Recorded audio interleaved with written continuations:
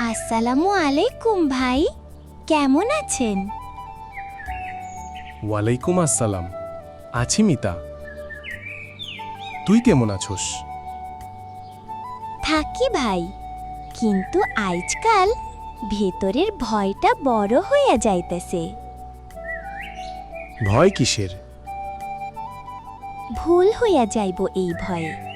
একটা ভুল করলেই মানুষ বিচার বসায়, কেউ ভুলের ভেতরের কষ্টটা দেখে না। ভুল না করলে মানুষ শিখে কেমনে? কিন্তু আজকাল ভুলের সুযোগ কম আর কথা বেশি। এই জন্যই তো অনেকেই চুপ থাইকা যায়, স্বপ্ন বুকের ভেতরেই মইরা যায়।